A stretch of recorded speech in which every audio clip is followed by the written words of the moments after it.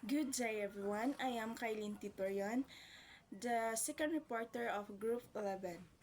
And today I will going to discuss my assigned topics. First is the nature of women's paid work. Second, sex rule stereotyping at work.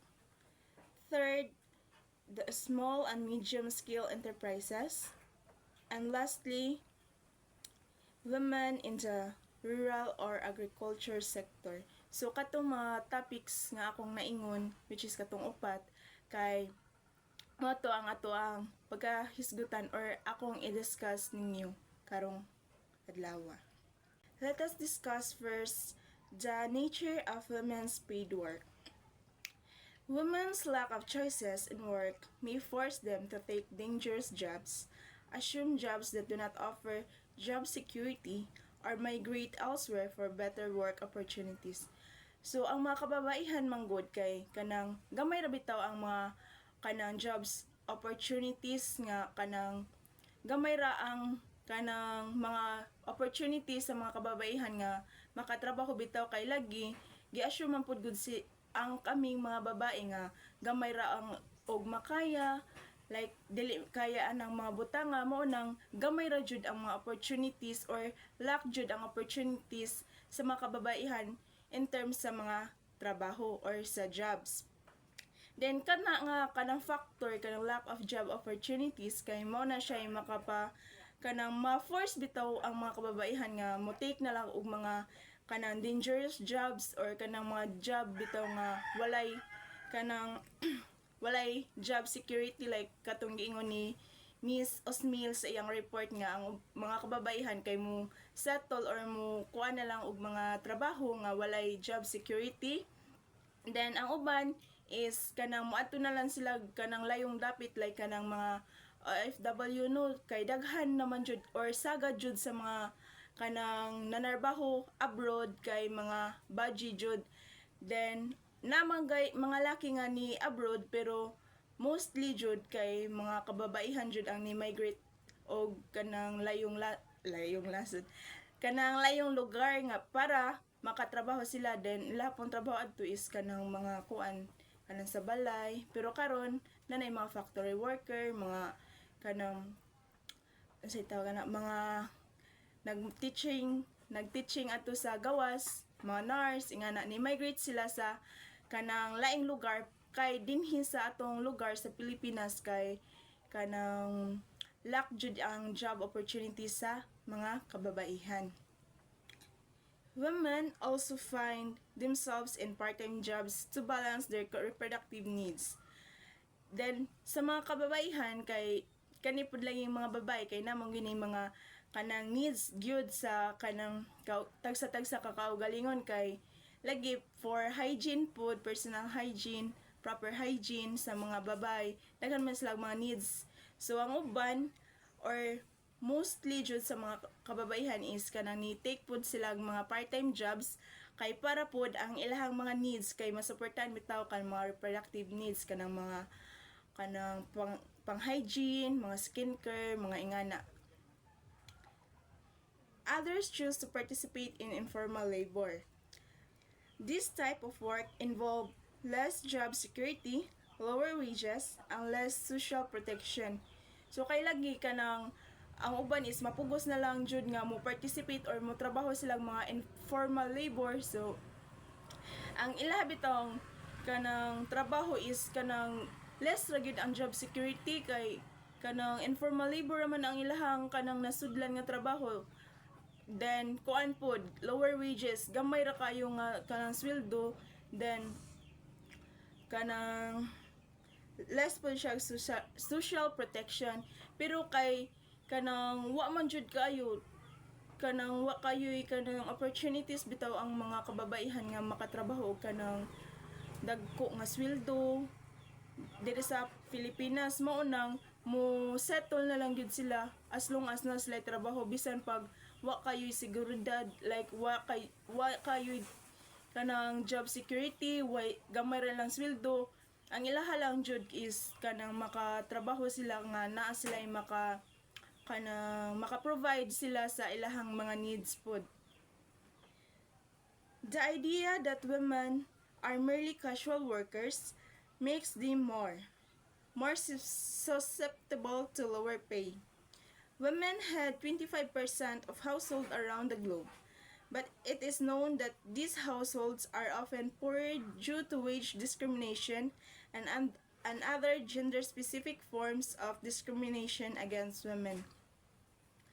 So bisan pa bitaw if bisan pa og kanang ang mga kababaihan kay 25% or headed sila or head og 25% ang mga households around the globe kay kanang ang katong 25% kay known sila bitaw sa kanang mga discrimination like kanang discrimination nila sa trabaho kay gamay ra ilahang sweldo nga kanang madawat dili para sa mga kanang kalalakihan nga ilahang sweldo bitaw is dako ilang sweldo ingana then ang mga kababaihan kay mosettle na malang sila og kanang lower wages, mga less of job security kay lagi sa ginabalik-balik na ang opportunities or job opportunities sa mga kababaihan is lack jud or gamay ra jud ang opportunities nila.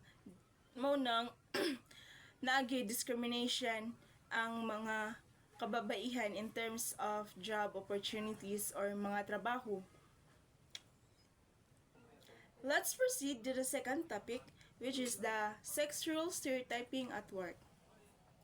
Sexual stereotyping pervades all aspects of society, from what one assumes about men and women to the types of jobs they can have.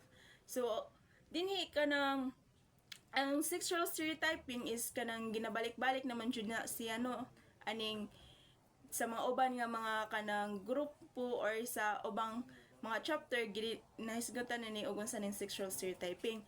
So ang kani is mura bitog kanang murag madiktahan ang usa ka tawo or usa ka sex kung unsa ra jud ang ilahang rule or unsa ra nga trabaho ang ilahang pwedeng trabahoon nga fit sa ilahang sex.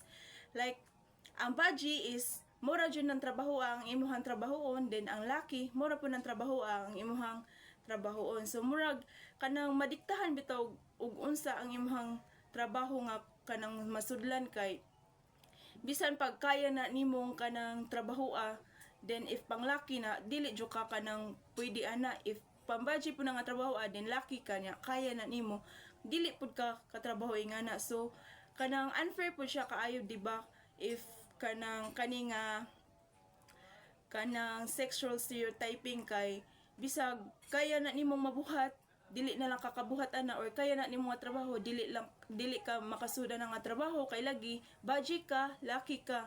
So muna naka disadvantage aning sexual stereotyping kay murag madiktahan bitaw ang imuhang kapasidad sa pagbuhat anang nga trabaho ana nga butang ingana. Men are predominantly employed in labor-intensive jobs. So, ang mga trabaho at sa mga laki, if laki ka, kay kanang noon man sila nga dominant sila sa mga kanang kusgan sila, ingana. So, ang ilang trabaho is kanang mga labor-intensive good nga mga trabaho. Like kanang sa agriculture, sa hunting and forestry, transportation and storages and construction. So mao man jud ay kasagaran jud nga mga trabaho sa mga laki kanang adto ka sa agriculture, mangumaka, ingana, manghunting, mag-forestry, transportation and kanang construction kay mga labor intensive jobs naman na sila. So mao jud ay kanang trabaho sa mga laki. Mo na gina-assume nga trabaho sa mga laki. Then on the other hand, women are likely to take on jobs that are related to their assumed traits: patience, understanding, and care. Hence, women are often found in education, community and healthcare, wholesale and retail trade, service activities, and manufacturing. So, ang mga baji, kay noon man punta nga kanang hinayon, wala kayo kusog, ay nay kusog pero kanang dili lahi ra jud ang kusog sa mga baji ngadto sa mga laki kay mas kusgan ang mga laki. So ang mga trabaho sa mga baji is kanang mga kanang sigo ra pod sa ilahang mga sa amo ang mga related or kanang mga assumed traits, like for example ang mga budgie is permi man jud na makita in the field of education, sa kanang community and healthcare, kanang mga midwife, mga ingana, mga nurses. So mo na yung mga gi-assume nga mga trabaho sa mga budgie. Then sa mga wholesale and retail trade, so mabantayan man pud nato no nga kasagaran jud sa mga naa sa wholesale and retail trade, kanang mga tindahan, mga unsa pa na dinha nga mga kanang negosyo nga related sa wholesale and retail trade, kay mga budgie man jud kasagaran ang naa dinha. So mo to siya ang mga kanang gina-assume bitaw nga mga trabaho sa kanang laki o trabaho sa budgie. Sa laki kay mga labor intensive jobs, then sa mga budgie is kanang murag mga kanang dili kayo bitaw bugat nga mga trabaho, kanang related ra pod og unsa ilahang traits or sa ilang patience or pasensya sa mga budgie, kanang mga butang nga makaya ra sa mga budgie, or kanang mga dili kayo bugat nga mga trabaho. It appears women and men tend to veer away from jobs that do not correspond to their stereotype rule. So ang mga kalalakihan o kababaihan kay mura bitaw kanang mo change ilang direction, like dili na sila mosunod og unsa yung mga stereotype rule nila, kay mo trabaho na sila sa mga kanang trabaho nga gusto nila.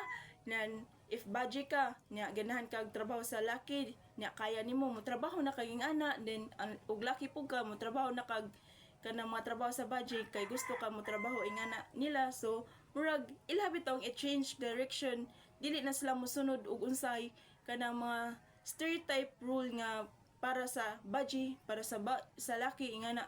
Kay personally kay lain man jud pud kaayo nga kanang mo trabaho ka nya dili ka gusto ingana, then mo trabaho lang ka kay mao man ilang giingon nga mao man rule nimo as a budgie, mura na imong trabahoon ingana anha ra ka nga field, dili ka pwede mo kanang mulapas sa og unsay kanang dili ka pwede bitong musud sa mga trabaho sa laki ingana. Then kaya man nimo ang trabaho sa laki, murag lain pud kayo siya ba, kay murag unfair kaayo mo nang ang mga kababaihan o kalalakihan kay mo kanang change direction na sila or dili na sila mosunod sa mga katong mga rule nga rule nila as a laki, rule as a bae.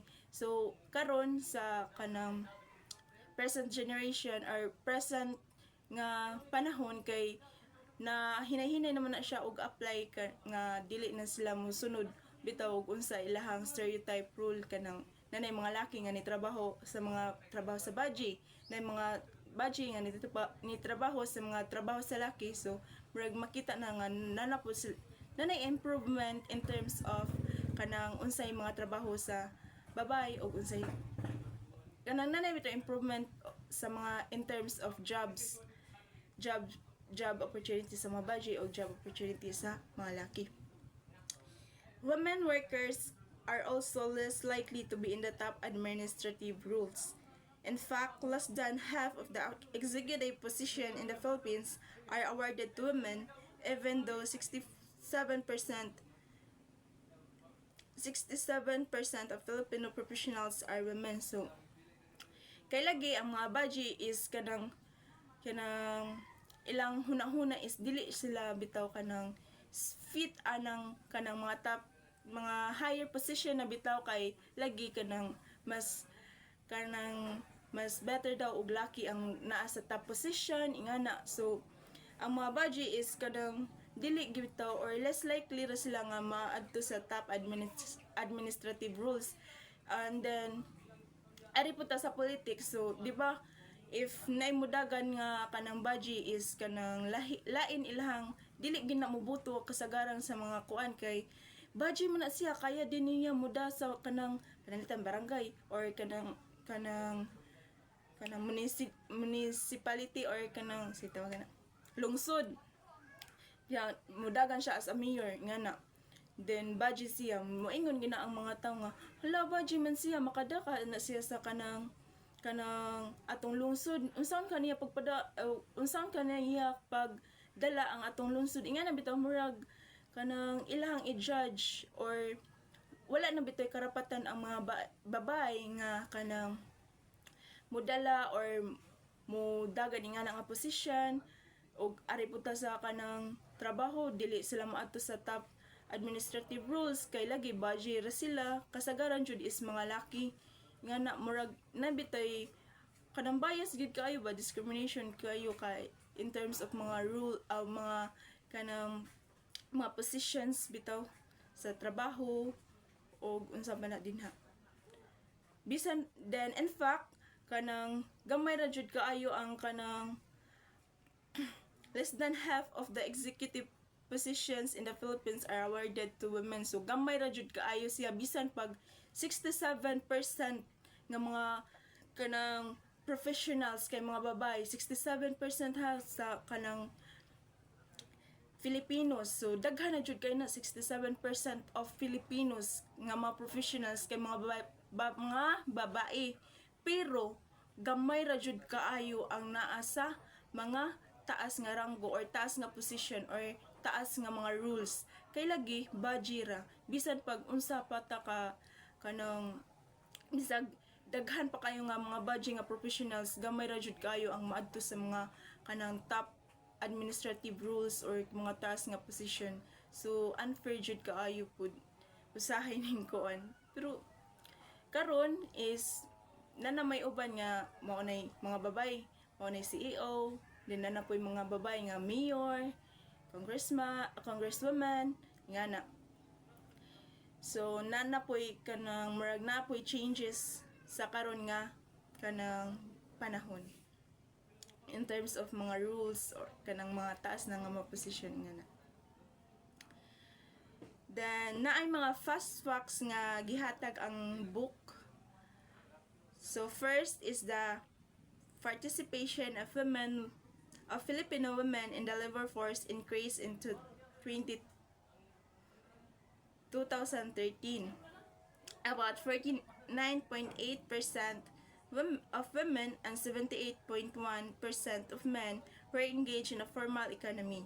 These figures merited a 0.1 increase in the female participation rate and a 0.2 decrease in male participation rate from 2009 to 2012. So, dinhi first fast facts kay ang kanang on 2013 pagka 2013 kay ni taas bitaw ang labor force sa mga kababaihan. So, pag 2013 ni taas ang kanang engagement sa mga babay sa labor force sa Pilipinas. Ni abot na og 49.8% ang mga kababaihan nga ni engaged into labor force din sa mga lakis 78.1% sila. So dinhi pag 2013 ni taas og 0.1 ang female participation rate in formal economy, then sa ang mga kalalakihan is nigamay sila 0.2% sa ilang participation sa formal economy. So mas ni taas ang female participation sa formal economy, then ang laki is ni ubo siya. That's according to 2013 nga kanang report. Second fast facts is the 1 million more women are engaged to private sphere. Although this number includes women who participated in domestic work or are working in private household. Next is women-headed homes in the Philippines earn more than their local male counterparts and even other women-headed households worldwide. Female-headed households earned $257,000 while male-headed households earned $227,000 in 2012. So, kanang ang mga female-headed households kay kanang ang ilaha bitong kanang murag na earns is mas dako pa siya sa kalalakihan according sa 2012 nga report. Mas dako og earnings ang mga female-headed households kaysa sa mga male-headed households. Next is separation of genders in various labor sectors is evident in 2012 labor force survey. Men still outnumber women in the agriculture sector. Women are mostly employed in the wholesale and retail trade industries. Around 2.3 million women are involved in unpaid family work in 2012 or 2012. Statistics from previous years show no decrease in the number of women who work in the vulnerable sectors. So, dinhi nga fast facts is according to 2012 or 2012 labor force survey. Ang separation of genders in labor sectors is evident siya or kanang murag ano say tawag na evident or kanang something good bitaw ang kanang separate sa kanang pag-separate sa kanang genders in various labor sectors. So kani nga separation of genders in various labor sector kay gidiscuss naman ni Miss Osmil sa iyang report kanang segregate bitaw ang kanang trabaho sa laki ug sa baji. So evidence siya kaayo aning nga report kay makita man nga kanang ang mga laki is kanang outnumber gyapon siya sa mga baji sa in terms sa agriculture sector kay lagi mao man na ilahan kanang field sa mga laki or mga ginay common nga trabaho sa mga laki. Din sa mga baji pod is daghan ang kanang employed or kanang ni-engage sa wholesale and retail trade industries. That's according to the 2012 labor force survey. And next is the average daily basic pay of the men in real terms was lower than that of their male counterpart. And last fast facts is that reproductive responsibilities still hinder Filipino women from fully participating in the labor force. This explains why in terms of the labor force participation rate, Filipino women have remained much lower than that Filipino men. Women constitute only 40% of paid labor outside of agriculture. So bisan pa bitaw if kanang daghan or nitaas ang di ba nitaas man to ang kanang engagement sa mga kababaihan in terms of labor force sector. So bisan pa bitaw og nitaas or daghan ang ni-engage og mga trabaho ingana kay ang reproductive responsibility kay mura bitaw hindrance gapon sa mga kababaihan para mo fully participate sila sa labor force kay lagi kay bisan pag kanang daghan na ang nitaas ang ilahang labor force participation ang reproductive responsibilities or kanang laki or baji nga nakahatag yapon na siya bitaw hindrance sa mga baji nga mo fully participate sila sa mga kanang labor force. So let's proceed to the third topic, which is the small and medium scale enterprises. A notable industry that has active female participation in the Philippines is the micro, small, and medium enterprises, or MES. Globally, the Philippines is the second country with the most active women in micro, small, and medium enterprises, next to Peru. In 2015, around 45% of micro-enterprise owners were women. So, di ba na-mention ako sa fast facts ganina nga, ang mga baji is more ni-engage sila sa mga wholesale and retail industries. So, dire mas ni-active na bitaw ang mga female or ang mga kababaihan in the Philippines dito sa micro, small, and medium enterprises. Globally, ang kanang sa tibuok bitaw kanang sa whole globe kay ang Philippines kay ikaduha sa mga nasud nga daghan or ang mga kababaihan is most active sa micro, small, and medium enterprises or kanang mga wholesale and retail activities. In 2015, around 45% of micro enterprises owners were women. So imagine dako na daghan na kay ng 45% nga mga kanang kababaihan maoy kanang mabitay owner or kanang nag-iya sa mga micro enterprises. So di ba dako na daghan na kay ng 45% jud.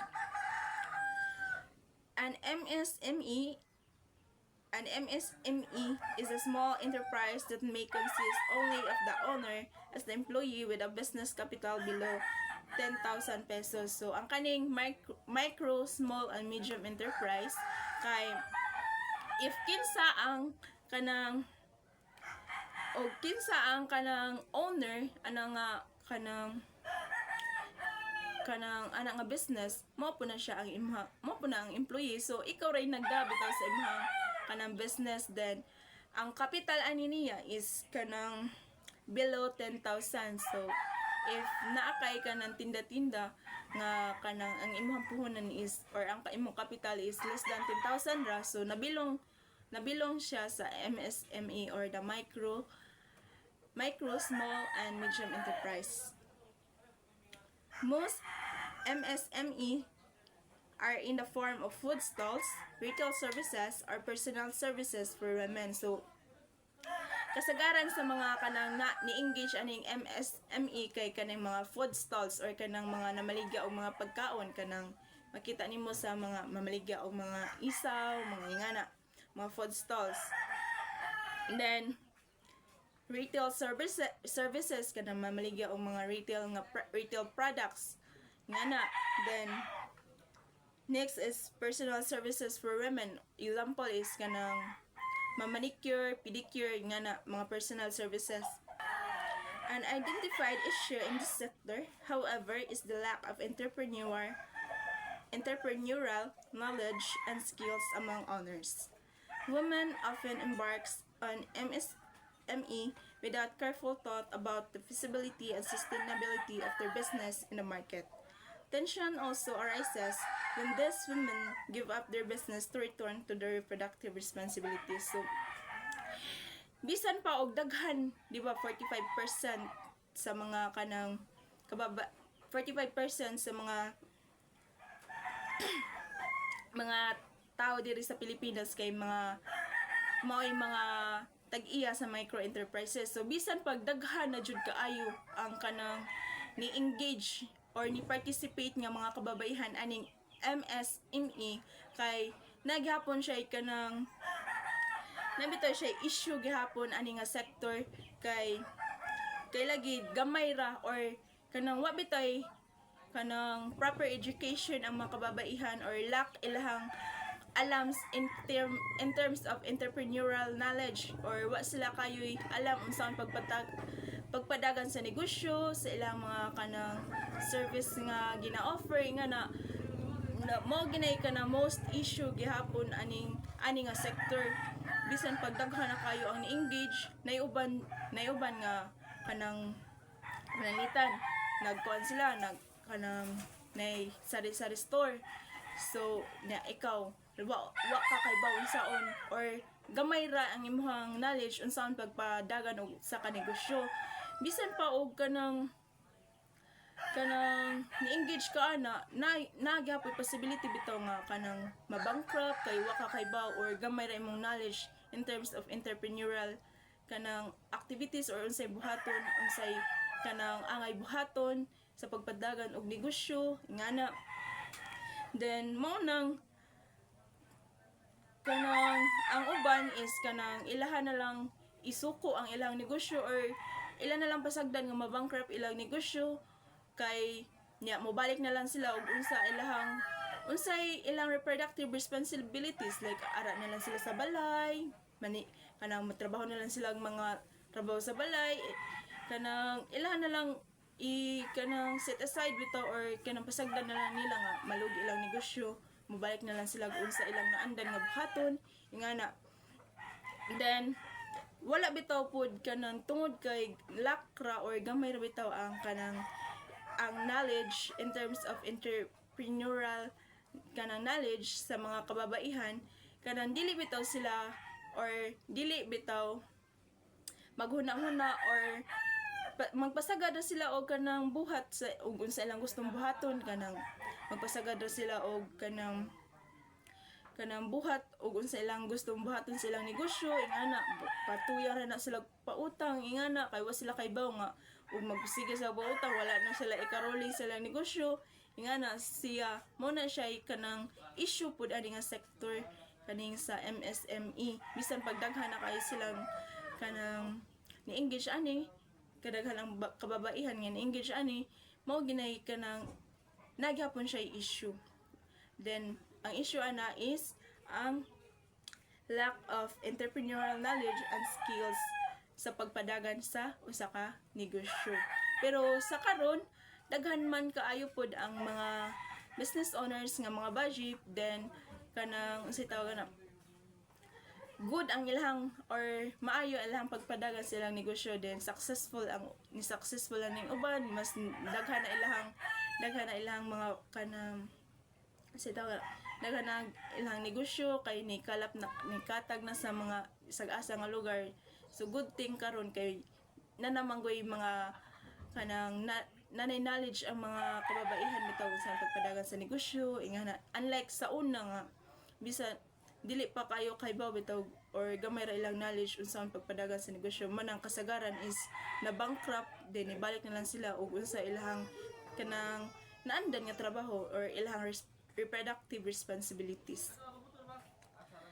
The government has installed numerous economic support programs to assist women regarding requests for loans and availing of funds in launching their business. These efforts are among the many capacity building schemes being pursued by the government to change women's survival mindset to an entrepreneurial one. So, dinhi is kanang ang government kay naghatag sila og mga daghan nga economic support programs para ma-assist ang mga kababaihan in terms sa ilahang pagpadagan or pagpadagan og usa ka negosyo or pag-open og bagong negosyo. So diri sa amoa is kanang naay gihatag ang government nga kanang livelihood program bitaw, gitawag siya og SLP or Social Livelihood Program. Then ang kana is gigrupo sila into two, then wa ko kay ba og pila ka book member, basta kay gigrupo sila into two, then gitukuran bitaw sila og kanang tindahan, then ang mga kanang members sa usa ka grupo is puro sila babaji, mga kababaihan. So gitagan sila og puhunan kanang pampalit og kanang ilahang isugod nga sa ilang baligya kanang sari-sari store man ilaha. So gitagan sila og puhunan papalit og mga ilang ibaligya. Then kato is kanang makatabang jud to nila kay kanang gitudluan man pud sila og unsaon bitaw ilaha, unsaon pagdala sa negosyo, then kanang naa sila meeting, monthly meeting man ata, basta kay arion sila sa naghatag ato nga kanang livelihood program, arion sila mitingon sila og kumusta na ilang negosyo, okay ba ilang negosyo, giunsa nila pagkuan, then giunsa nila pagpadagan nilang negosyo, ingana din mag-inventory sila, maglista sila silang ipamalit na magsuwat pud sila sa ilang nahalin, ingana mo na siyang kanang good thing pud ang government dito kay nihatag mga livelihood program. Then aside nga natagaan sila og mga kanang dagdag nga sinatawag na dagdag pangkabuhayan, na tudluan pa sila unsaon bitaw ang kanang ilang mindset nga kanang nitrabaho sila or naninda sila for survival, ma-turns into entrepreneurial ni siya nga mindset. Anang imbes ni trabaho rin sila nga kanang na maligya sila kay para na sila pang palit pod pagkaon nila, ma-change bitaw ilang mindset ana into entrepreneurial nga kanang dili ra ni para survival, para kanang negosyo ni makatabang ni ingana mao na po'y usa ka goal sa kanang government kanon nihatag silang mga livelihood programs or mga unsa pa nang ilang gihatag sa mga kababaihan. So mao lagi to sa mua, mao to ang ilhang mao to'y kanang project or kanang livelihood program nga kanang nahatag nila diri sa mua ang kababaihan. Then mao to siya. So, projects that are covered marginalized women in the labor sector include, so naiduha ka projects nga nag-cover sa marginalized women in the labor sector. First is the Gender Responsive Economic Actions for the Transformation of Women or the Great Women Project. The second is the Advancing Philippine Competitiveness or COMPET project. So, ang kaning Gender Responsive Economic Actions for the Transformation of Women or the Great Women Project, it is a gender-responsive initiative specifically set up for women in the micro-enterprises. So, usa ni siya ka gender-responsive initiative nga gihimo para sa mga kababaihan nga na ni-participate or ni-engage into micro-enterprises. The second project is the Advancing Philippine Competitiveness or the COMPET projects. It is another endeavor that supports small and medium enterprises. It is founded by the United States. So, ang katong Advancing Philippine Competitiveness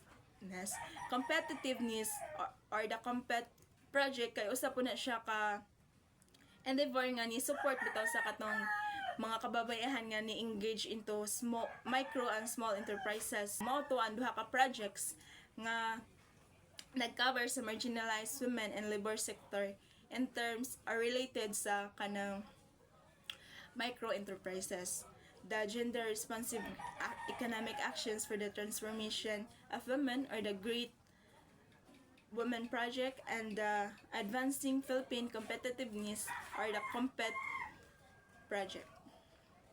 Then let's proceed to my last assigned topic, which is the women in the rural or agriculture sector.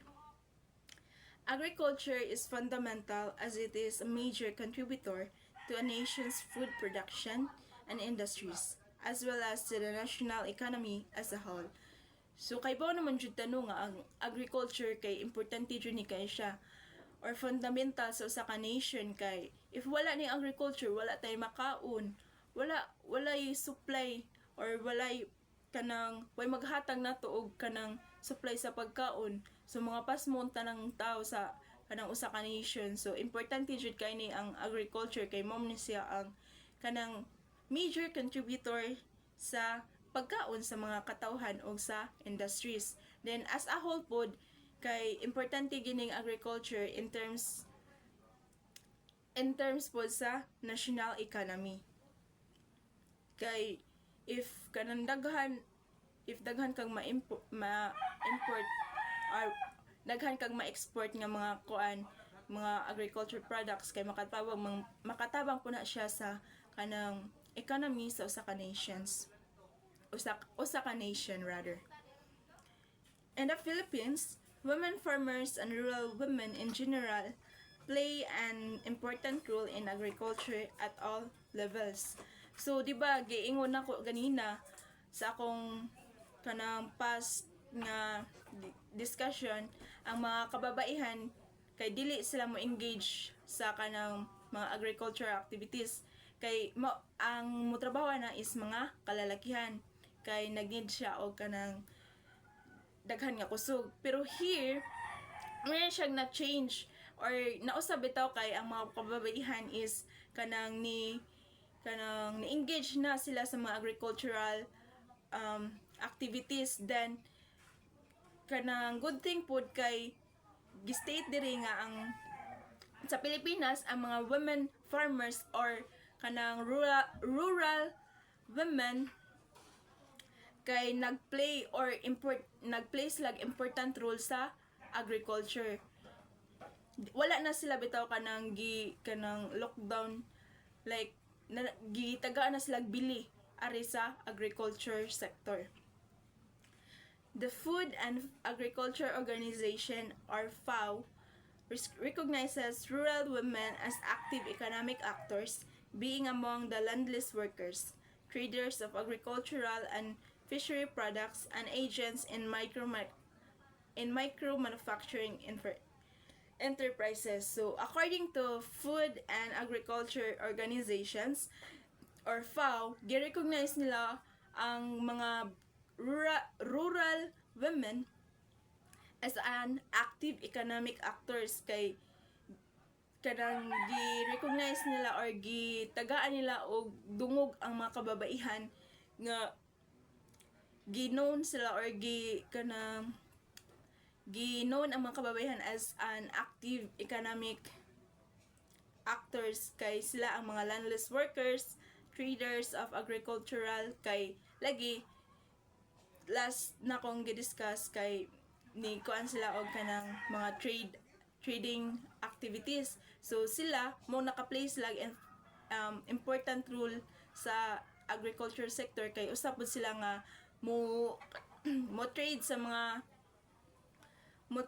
mga agriculture and mga fisheries products. Sila ay mamaligya mo trade atong mga agriculture products, sila ay mabaligya sa mga fishery products or kanang mga isda, then agriculture kanang tipasi ba na humay nga na sila mo trade ana ang mga kababaihan, and sila po ay agents sa micro manufacturing enterprises, kay lagi more daghan ng kababaihan ang ni-engage og mga kanang ni-engage sa atong micro, small and medium enterprises or mga enterprise-related activities. According to a 2004 FAO report, 27% of the total 10.4 million Filipino workforces in the sector of agriculture, hunting, and forestry were women. So according sa 2004 FAO report, na ay 27% of total number of 10.4 million Filipino workforces in the sector of agriculture, hunting, and forestry were women. So, kanang di ba daghan na kay ni ang 27%? So, mga 2 million kapin, 2,800,000, basta mga 2 million kapin, hapit na mo 3 million, nga mga Filipino workforces, mga babae na siya tanan. So, di ba daghan kaayo sila nga kababaihan ang ni-engage na sa kanang sector sa agriculture, hunting, forestry. So, sa giingon ako ganina, ang kaning agriculture, forestry, hunting, kay mo ni mga buhatonon or mga trabaho sa mga kalalakihan. Then dinhi, according sa FAO report sa pagka 2004, daghan na ang mga kababaihan or 27% sa mga kababaihan ang ni-engage sa mga kanang ni-engage aning agriculture, hunting, and forestry. So, kanang nagkataas na siya, nagkadaghan na siya. So, murag na siya changes, na wala na tong kanang gi-assume nila nga mga stereotype rules sa usa ka sex. In 2015, 39% to 49% of the farming households in the Philippines hired women in land preparation, planting, and harvesting activities. So pagka 2015 pod, 39% to 49% of the farming households sa ato ang country, which is the Philippines, gihired nila or ang mga kababaihan is ilang gihired for land preparation, planting, and harvesting activities. So good thing pod kaayo kay dinhi kay murag na tagaan na pod bitaw og kanang opportunities ang mga babae nga motrabaho sa mga ingani nga mga trabaho like kaning land preparation, planting, and harvesting activities, kay ingani nga mga trabaho is kanang mo munay kanang rule sa mga laki or ang mga laki ray sagad mo buhat ana. Then dinhi pag 2015 nga FAO report kay 39% to 49% ilang gihired ang mga kababaihan nga mo'y mohimo ana nga mga trabaho. The ASEAN Development Bank cites agriculture as the second largest sector for women's employment in the Philippines. So, ang agriculture, according to the ASEAN Development Bank, ang agriculture mo siya ang ikaduha nga largest sector for women's employment sa Pilipinas. Kay, if I'm not wrong, ang first is murag ang kaning katong kuan micro, small, and medium enterprise mo tay first nga kanang sector nga naghatag bitaw og employment sa mga kababaihan sa Pilipinas. Then ang second, according to ASEAN Development Bank, kay ang agriculture. Specifically, 64% of workers in the rice and corn subsector and 60% of the women workers in the fishery sectors were women. So, di ba kanang daghan na jud kaay ni ang 64% of workers in rice and corn subsector. So 64% sa mga nagtrabaho sa rice and corn subsector kay mga kababaihan. So daghan na jud kaayong mga kababaihan ang ni-engage or ni-trabaho anang ana nga sector. Then 60% pod sa mga kababaihan nga ni-trabaho sa work sa fisheries or kanang mga fisheries related activities like mamaligi sila isda or unsa pa na mag-trade sila mga isda or other fisheries related activities. However, few women farmers have access to high quality production inputs, credits, information on farming techniques and market. They also have to face the challenges of unpaid domestic work and care burden, limited access to resources such as credit and financial services, inadequate education, government services, disadvantages in social protection, and discrimination in most aspects of work in the Philippine labor context. So, bisan pa bitaw o daghan na pod kaayong kababaihan ang ni-engage aning agricultural sector or agriculture sector, nagapon sila yung mga discrimination or mga challenges bitaw nga ilang atubang or kanang sa gubang. Usa na ani ang kanang unpaid domestic work and care burden, ang kaning mga kanang domestic work o care burden kanang mga buhat bitaw nga walay sweldo, like for example kanang magluto, ingana mga household chores, ingana mga unpaid domestic works na siya sa kanang kababaihan. Then limited access to resources, mga kanang gamay ra ilahang access bitaw sa resources such as kanang credit and financial services. Then inadequate education, dili gihapon kayo adequate ang ilang education nga makuha, government services, and disadvantage in social protection and discrimination in most aspects of work in the Philippines in Philippine labor context. So bisan pag daghan ni-engage na sila og mga kanang unsa bisag unsa nga trabaho, nagyapon sila yung mga challenges and discrimination nga madawat kay mas kanang dominant gyapon bitaw ang mga kalalakihan bisag daghan na kayong kababaihan pa na ang ni-engage ingana sa lahi-lahi nga mga sector or mga trabaho na kanang murag dili ra gyapon bitaw siya enough para murag nay fair ang duha ka sex, ang female o ang male or ang mga kababaihan o kalalakihan.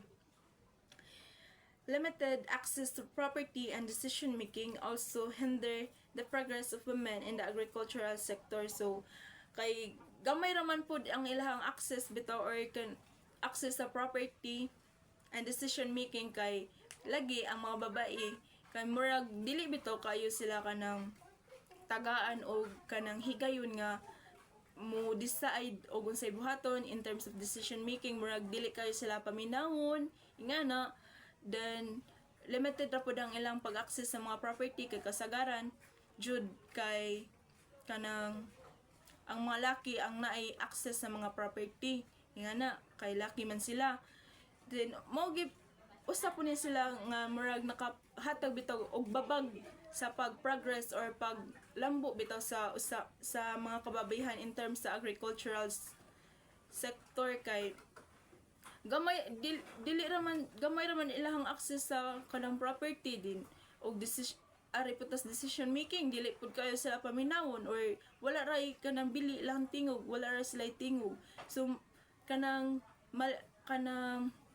babag ni siya nga imbes mo progress or nay progress ang kababaihan, dili na hinuon kay kanang limited ra man ilang access sa property, din di pud sila ko ano in terms of decision making. So wala, dili gid kaayo mo progress ang mga kababaihan in terms sa agriculture sector.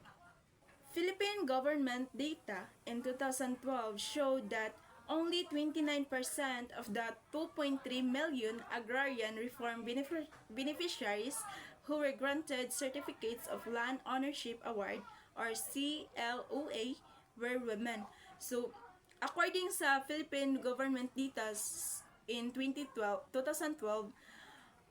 sa 2.3 million agrarian reform beneficiaries, 29% ra ang gihatagan og certificates of land ownership award.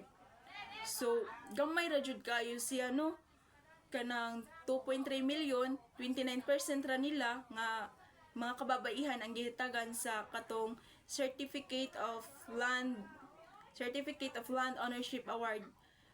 So, mga 600 plus ra nga mga kababaihan ang nahatagan og kanang certificate of land ownership award. So, di ba gamay ra jud kaayo, kanang wala jud kaayo sila tagai bitaw og kanang bili or not bili, kanang wala gid sila tagai og kanang opportunity nga makakuha atong certificate of land and ownership award. Kay gamit man pud kaayo na siya sa mga kababaihan, dili ra man pud na para sa mga kalalakihan. So mao pud lagi ni usa sa kanang problema or issue nga face sa mga kababaihan ani nga sector, kay limited ra ilang access sa property. Mo nang gamay ra pud nga kababaihan ang kanang gihatagan aning certificate of land and ownership award. 29% ra. So gamay ra jud siya kaayo. This disparity can be attributed to the prevailing socio-cultural structures in the rural communities. The recognition of male adults as heads of the household in rural communities makes women less regarded as farmers or agricultural holders, and consequently reducing their position in decision making.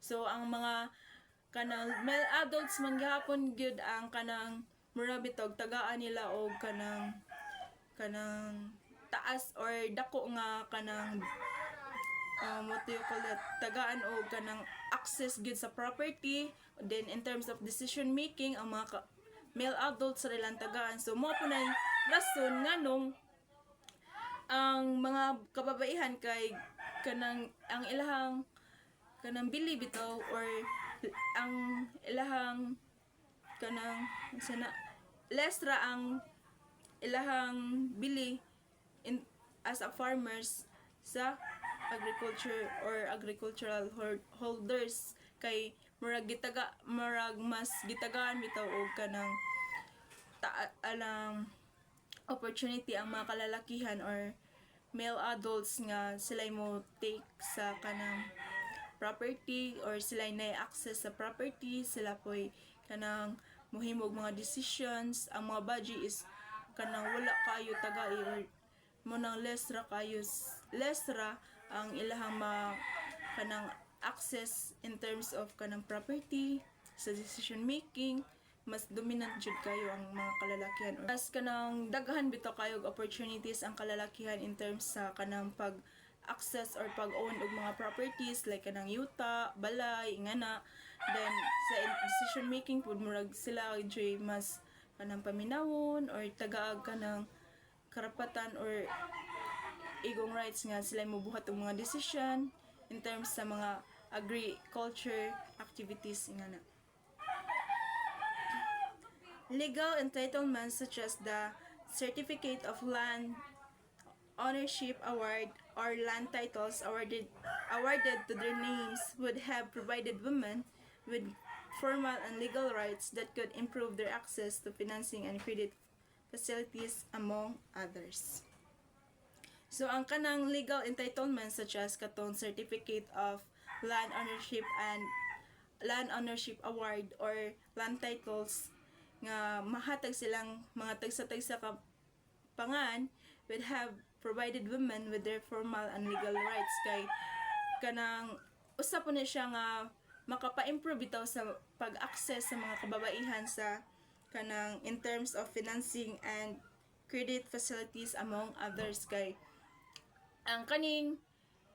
ang kato bitong mga women sa giingon na nako usa pud sa ilahang kanang face nga challenges ani nga sector kay limited ra ilang access to resources such as credit and financial services. So ang katong CLOA or kanang mga land titles kay usa pud unta to nga makatabang sa mga kababaihan para ilang para maka-access sila in terms sa financing and credit services. Pero kay lagi gamay ra man jud kaayo ang kababaihan nga nahatagan ato nga Certificate of Land Owners Award. So sad jud siya paminawon. So to sum it up, bisan pa og ang mga kababaihan is mo-engage sa mga lahi-lahi nga sector kay naghapon sila yung mga kanang discriminations, biases and mga challenges nga ginaatubang or gina-face sa lahi-lahi nga sector. And that's all for my assigned topics. God bless and thank you for your time.